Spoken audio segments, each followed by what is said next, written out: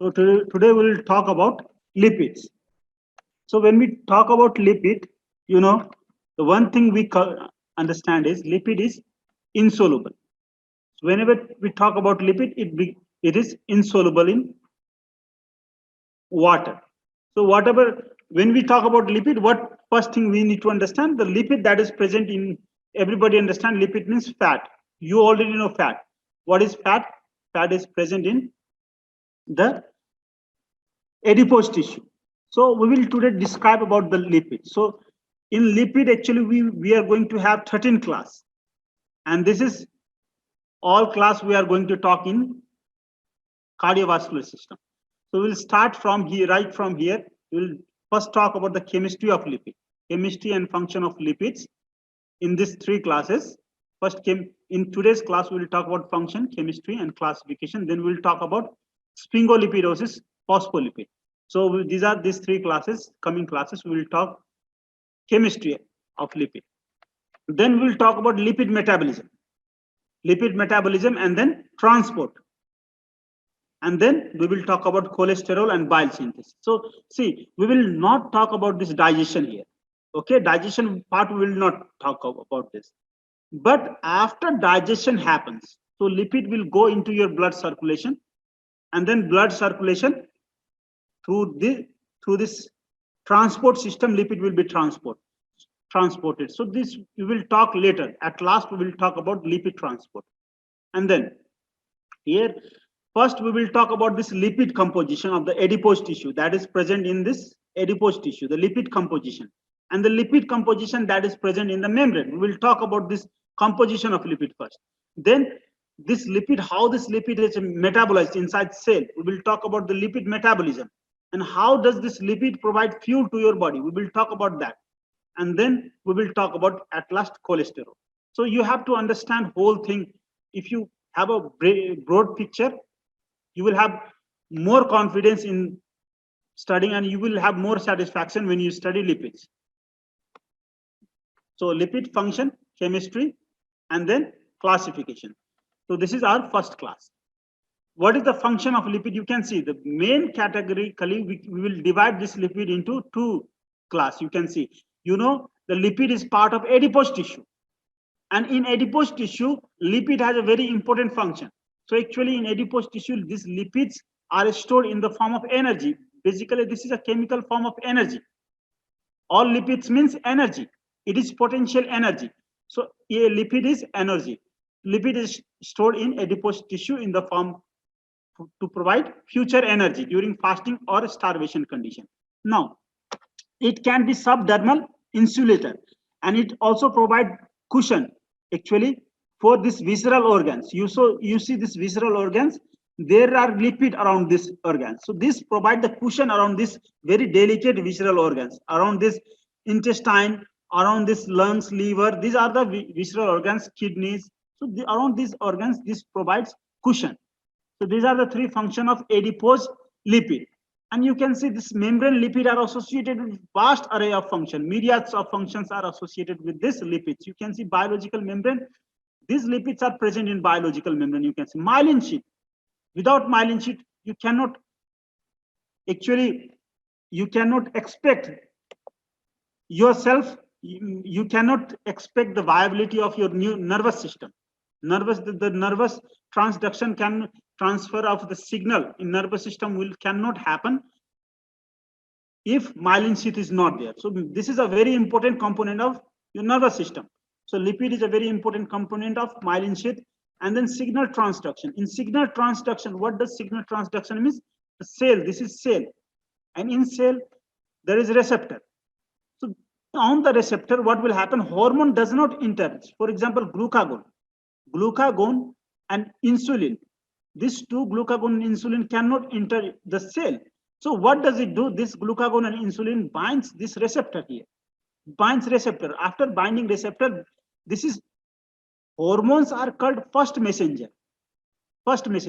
Now, because of binding to this receptor, there will be release of second messenger. Okay, and lipid can function as second messenger. You can see this IP3. We will talk in detail about this IP3 and DAG. So this is called inositol triphosphate. These are lipid, and diacylglycerol. These are lipids. So these lipids has very important role in, actually it has very important role as second messenger inside cell. And you will come across this lipid, and this is very important, very high yield for USMLE and NBD. This transduction lipid for performing as transduction. All functions are very important, but this is very important. This automatically you will remember, but this is something that is hidden. You forget, but it is very important. That is why you need to pay attention on this. Now, receptor apoptosis. So apoptosis for we will also talk about as this phosphoserine acts as, what is apoptosis? Do you all know what is anybody knows what is apoptosis? Programmed cell death. Yeah, very good. So what will happen? So apoptosis, programmed cell death. In that condition, so blebbing will happen to these cells. When it blebs, so small blebs will be formed, and these small blebs will be engulfed by macrophage.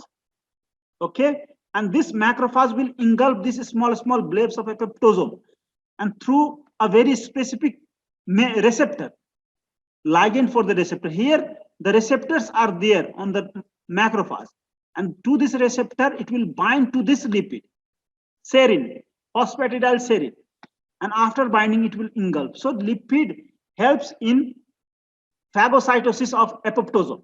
So it helps in apoptosis also. Receptor for toxins, this cholera toxin and E. coli toxin, actually in intestine, inside intestine, there is on enterocyte cell, there is this lipid, ganglioside.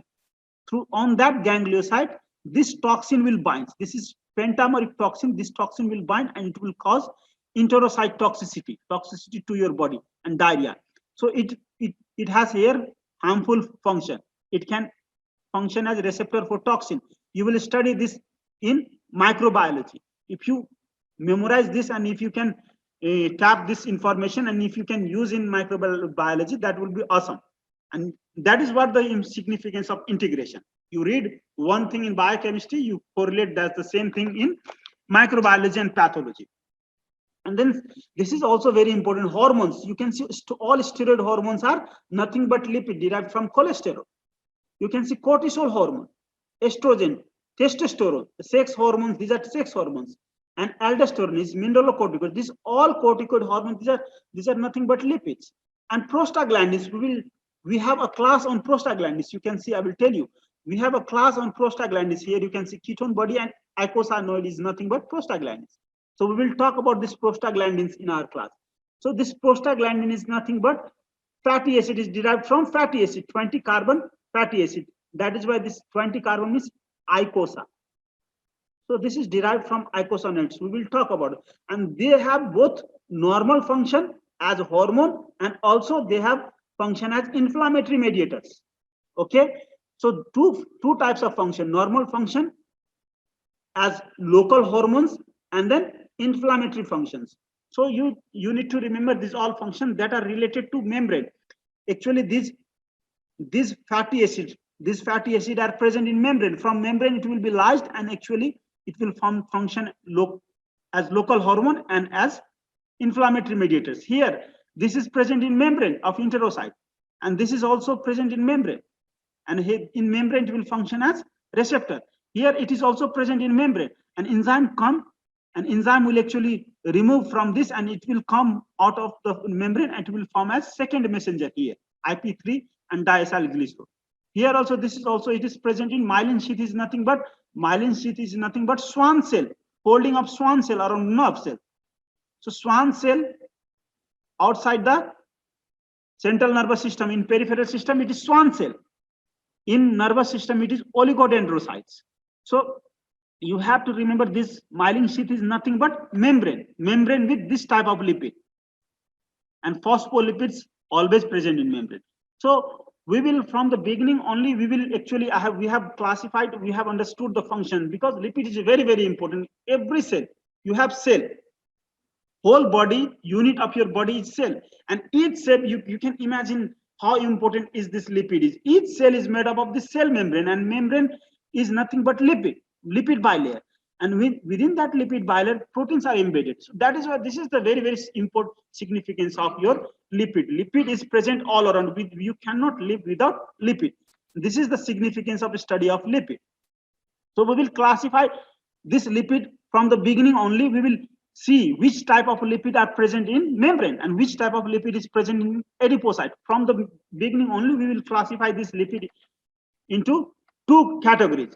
One lipid that is present in adipocyte and other types of lipid that is present in membranes. And there is certain other types of lipids. You know, bile salts are nothing but lipid that is derived from cholesterol. It is very helpful in lipid digestion. And don't forget the last but not the least, very, very important. The lung surfactant is lipid. Lung surfactant is lipid. It is helpful in respiration. Okay. We will talk in the function of, we will actually elaborate the function wherever it is necessary, especially all these functions, wherever is necessary, we will elaborate those functions. Don't worry about it. But it is very important to remember these all functions. I have given this mnemonics. You can remember my shirt, my for myelin and my for membrane.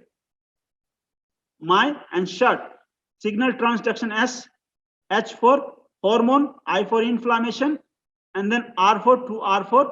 You can see receptor for apoptosin and receptor for toxin. So you can remember my short mnemonics and you can remember all the functions. So these are the very important part of the lipids.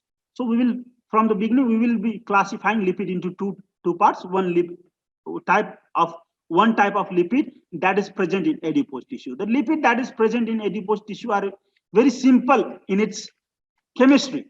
Okay. But lipid that is present in this membrane are compound in chemistry. Remember this.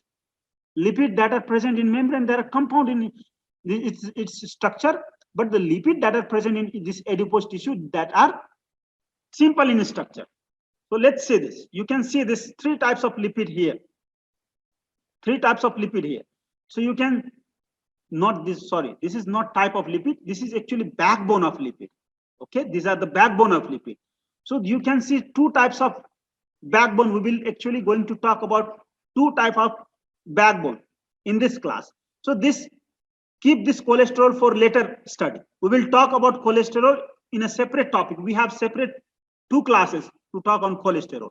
So we will focus on these two lipid containing these two backbone. So one backbone you can see is glycerol, other backbone is sphingolipid. You can easily remember this backbone with your finger, hand, by considering a letter E. Can't you see letter E? This is also like E. E, where the first side is very long, is sphingosine. So there are two backbone. One is glycerol backbone and second is sphingosine backbone. Remember very nicely. So this is actually, if you remember this slide, you will remember lipid. These two slides, this slide and this slide. If you remember, last year this slide, 2-3 slide, if you remember, you will remember lipid. You will not forget lipid. So just remember this glycerol is nothing but can you see very simple structure. Glycerol has very simple structure. You draw 3 carbon like this, and then you put OH group on each of this carbon. So this becomes glycerol. Becomes glycerol. But the structure of this sphingosine looks a bit complicated, but it is not complicated. It matches the structure of glycerol in that sense. But the structure is a little bit different. What you see is here, you see OH. At this group, you see a long carbon chain with one double bond here. Long carbon chain with one double bond. And here at 2 position, in place of this OH, the last carbon, but this is the first carbon when you number this sphingosine. But you don't have to think about number. Just remember this shape, E structure.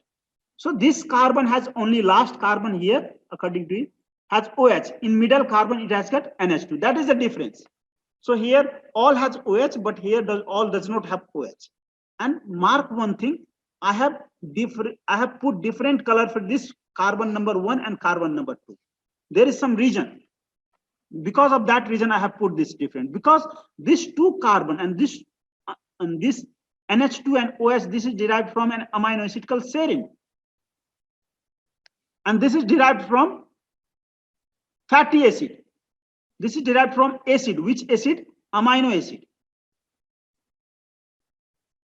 Okay, this is derived from some other acid. Which acid? Fatty acid. So you can remember this is derived from 2 carbon is derived from amino acid, and this 16 carbon, because total carbon is 18. 16 carbon is derived from fatty acid. Fatty acid and say amino acid serine will make sphingosine. And this whole structure of this glycerol is derived from glucose. It is very easy to understand. The whole structure is derived from glucose, and this backbone is derived from what? Serine, and this is derived from this is serine is amino acid, and this is fatty acid. So if you remember acid, 2 types of acid, you will remember that. Which fatty acid? A specific type of fatty acid called palmitic acid.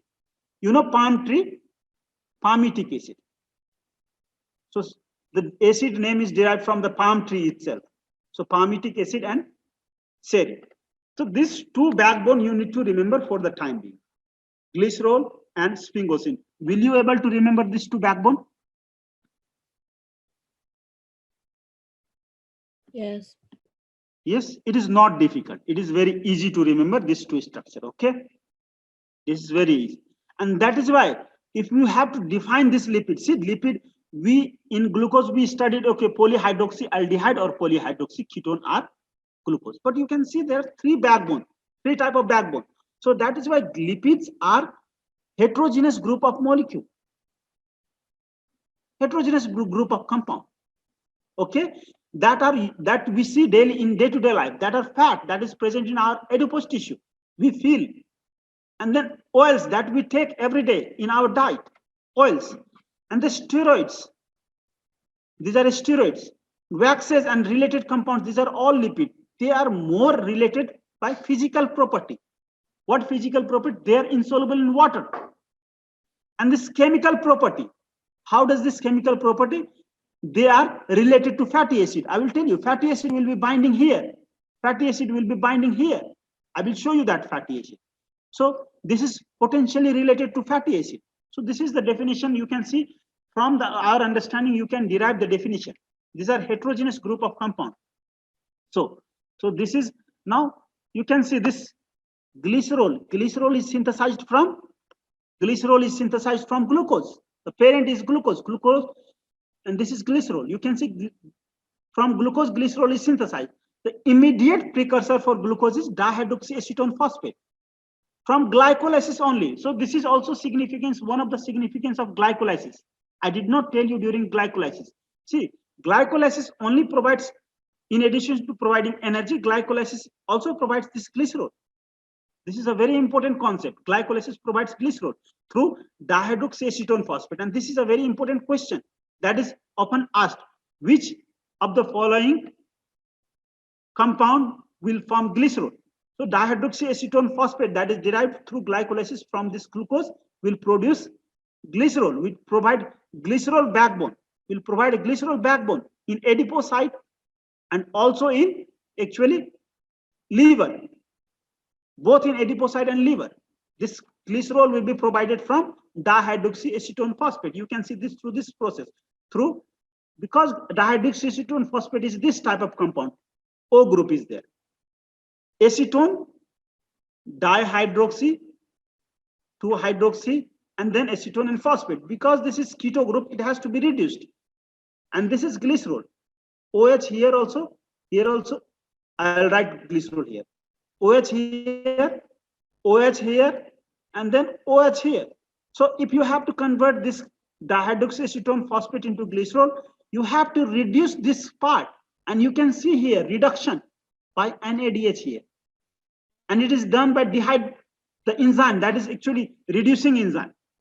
It is part of your cytosol of this adipocyte and liver. So glycerol get dehydrogenase.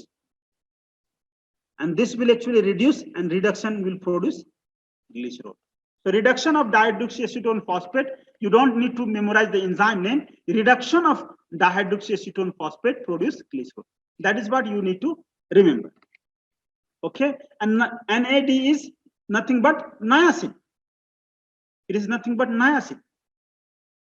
So remember the synthesis of this. We actually are elaborating this only. We are talking about synthesis of this molecule. Now we will talk about the synthesis of this molecule. You can see the synthesis of this molecule. So you can see the synthesis of this molecule. As I have told you, this molecule is synthesized from, this part is derived from serine.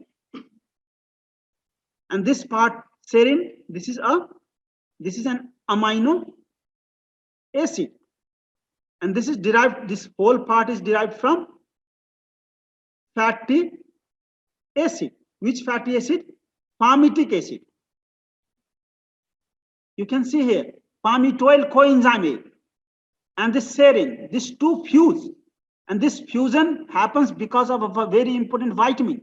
The vitamin name is PLP, pyridoxal phosphate. It is nothing but vitamin B6. So you don't have to understand the whole process of synthesis. Just you understand this, focus on this first step. First step require your vitamin B5, and that means this vitamin, this sphingosine backbone synthesis require your vitamin B6 in your body. And if vitamin B6 is not there, no synthesis of sphingosine. If no synthesis of sphingosine, and sphingosine, do you know sphingosine forms the part of your myelin. This forms the part of your myelin. So if it is not there, so myelin will not be synthesized. If myelin is not synthesized, peripheral neuropathy. This is a very important condition. That is why vitamin B, what is the reason? Vitamin B6 deficiency. Vitamin deficiency is always super important thing. So what is the reason? Vitamin B6 deficiency causes peripheral neuropathy. This is the reason. What is the reason?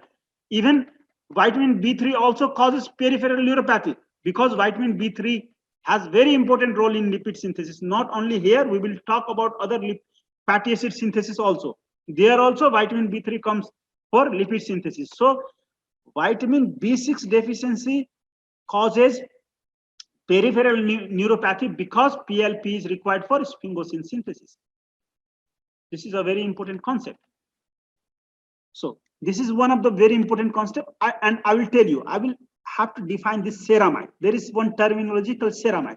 Ceramide is nothing but when you add on this carbon, when you add a fatty acid, long fatty acid, okay, the fatty acid, this is called ceramide.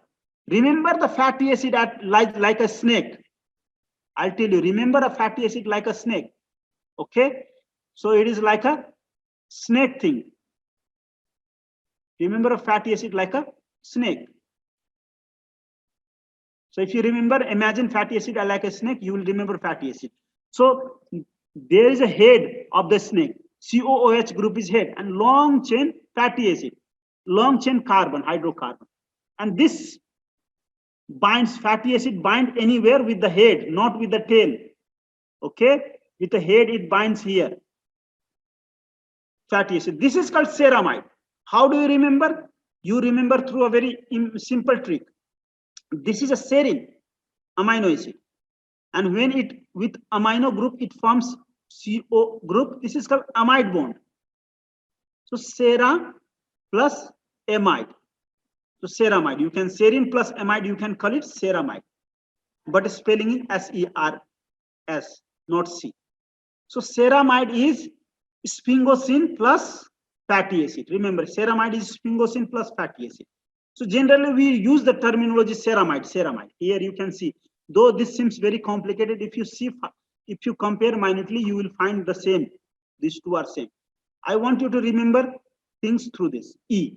I want you to remember things through E. This is a sphingosine, and with second position of sphingosine, if fatty acid is bound, it is called ceramide. So this term, we have defined this terminology. We understood what is sphingosine. We understood what is ceramide. We understood what is the region of peripheral neuropathy in vitamin B6 deficiency. This is a very important condition. Vitamin B6 deficiency causes this. So we have already done the synthesis of both backbone. So we already know synthesis of both backbone. These are very easy things. Only thing you will need to know, only reaction you need to know is the first reaction. Other reaction, you don't need to. You need to know just this contributes, palmitic acid contributes this, and then this contributes this. Serine contributes this part. That's all you need to understand. Now, so from the beginning, I told you, I will explain the lipid that is present in your adipose tissue. And I will explain the lipid that is present in the cell membrane. I told you in cell membrane, compound lipid is present. In your adipose tissue, simple lipid is present. Now, simple lipid is always glycerol lipid. Okay? With this glycerol, there will be 3 fatty acid.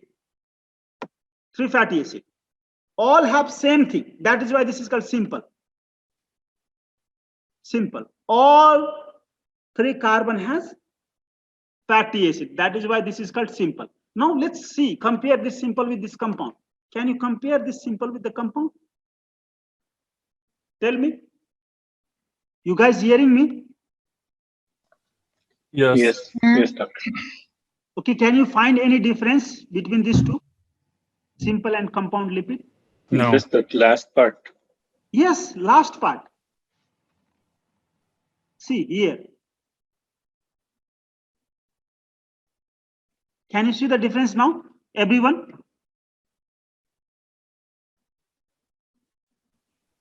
Yes, sir. So this is the difference, compound lipid. So simple lipid has all the same, same type of fatty acid. Though fatty acids will be different from each other, but all have fatty acid. But in compound lipid, this first carbon and second carbon will have fatty acid.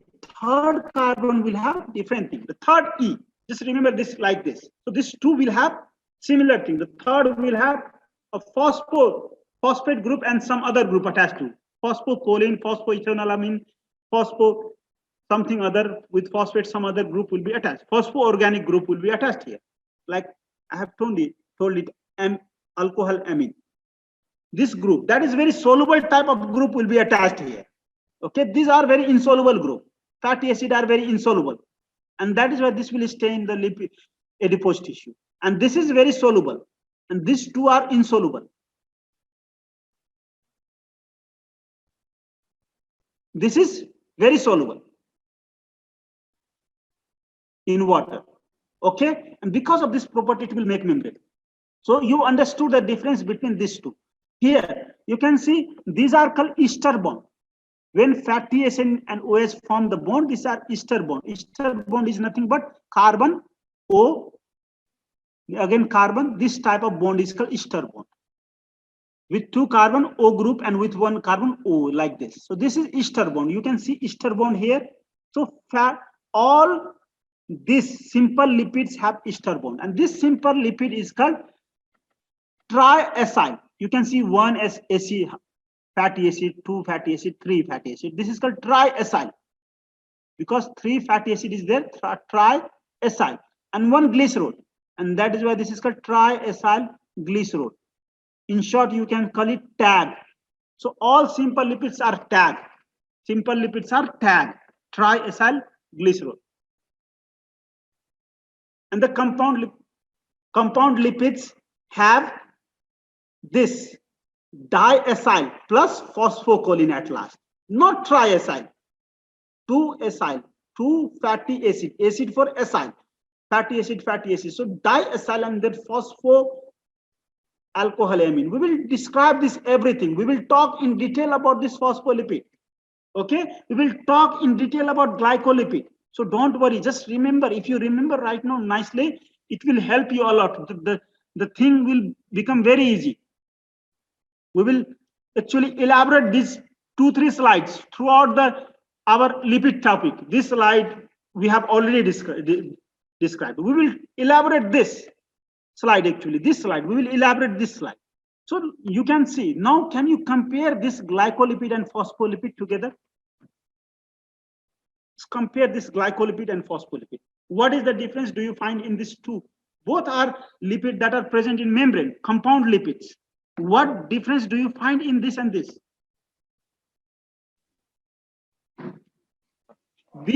There is What? Here, yes. there's an amino group Here is amino group. Very good observation. Great observation.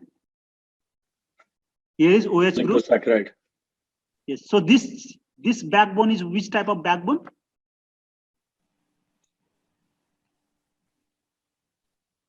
Glycerol. So watch this backbone first. Okay. See these two backbone carefully. This backbone and this backbone. What's the differences? Though I have explained, what's differences yourself? All same. Compare this two. And then this. This is sphingosine and glycerol backbone. So that Okay. one is Now you can see the same thing. Now you will find now difference. So you found the difference between this and this. This is also glycerol backbone. This is also glycerol backbone. Fatty acid has glycerol backbone. Now you can see glycolipid. sphingosine. Yes, that is right. Glycolipid has a sphingosine backbone. Always remember, all glycolipid have a sphingosine backbone. All phospholipid has this backbone. You understood?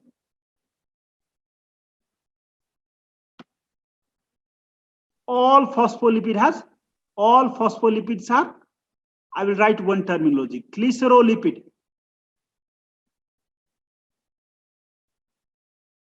All glycolipid are sphingolipids. They both are present in membrane. These are compound lipid. Why glycolipid? Because here at third position phospholipid has phosphate. Here in glycolipid, third position has carbohydrate. Mono or oligosaccharide. Carbohydrate will be here. The difference is that makes it glycan. Glycan means carbohydrate. Lipid containing carbohydrate, glycolipid. Always whenever somebody asks you what is glycolipid, the third position will have glycan. In sphingolipid. Here, glycerolipid, this phospholipid is phospho and then lipid. Did you understand the difference between these three lipids? If you understand, this is the most important slide I'll tell you. If you put this into your imagination, if you understanding, if your memory, so whole lipid is gonna be very, very, very easy. Okay? Do you promise me to remember this? Yes, doctor. Yes. So remember, very easy type of thing. I have tried to simplify very much. So you can see this is fatty acid, long chain hydrocarbon with one COH. So you can consider it as snake, cobra-like thing with one fang here. Head is fang. So you can remember like snake. Fatty acid as snake, so that you will remember. You see, all fatty acid bite here with its head. Head bites here. Okay, with head it is attached. So you can remember, you can imagine like biting this snake, biting this glycerol backbone. You can imagine like snake biting glycerol backbone. Here also, first and second position, snake biting the OH group of this glycerol. Here also snake biting this. Here different group is there. That is why it is soluble. Now sphingosine already have its chain. It does not require this at first position. Here you can see snake at this second position, snake biting this NH2 group. Okay, and this is, you can see carbohydrate will be here. So these three, just remember these three. And there is one exception, I'll tell you. Exception, I told you, all phospholipids are glycerolipid. All phospholipids are glycerolipid. Glycerolipid means the backbone is glycerol. All phospholipids has backbone glycerol. But there is one lipid called sphingomyelin. The lipid name is sphingomyelin. This sphingomyelin has backbone, this sphingosine backbone. So this is the exception. You can see all glycolipid are sphingolipid with no exception. All phospholipids are glycolipids except sphingomyelin. So you can remember this. So this is an exception. Remember this too with exception. Exception become very important, especially this is asked in exam. And I may have seen a question on this. So sphingomyelin has which group at this third position? So you need to know sphingomyelin has phosphocholine, choline at third position. This is question. No, did you got that? Okay, so you got your simple lipid that is present in this simple lipid. All simple lipids are glycerolipid. There is no exception, no confusion at all. All are glycerolipid, means lipid have glycerol backbone. Only all phospholipids are glycerolipid with one exception. Okay, all glycolipids are sphingolipid with no exception. Only here in middle there is exception. So you remember this slide nicely, you will remember everything. And actually when we talk about fatty acid synthesis, what do? We will talk about this synthesis, this part synthesis. Okay, we will talk about, when we talk about this fatty acid oxidation, we will talk about the oxidation of this part. So fatty acid synthesis will be from acetyl coenzyme A, and then again fatty acid breakdown from fatty acid acetyl coenzyme will form. So opposite process. So we will talk about this only. So you can see we will actually describe, elaborate this topic. The same thing. When we talk about lipid transport, what do? We talk about the transport of these three types of lipid from one part of from intestine to liver, from liver to different tissue. We'll talk about the transportation. That's what we talk. So that is why if you understand this three structure, the lipid topic is gonna be very, very, very easy.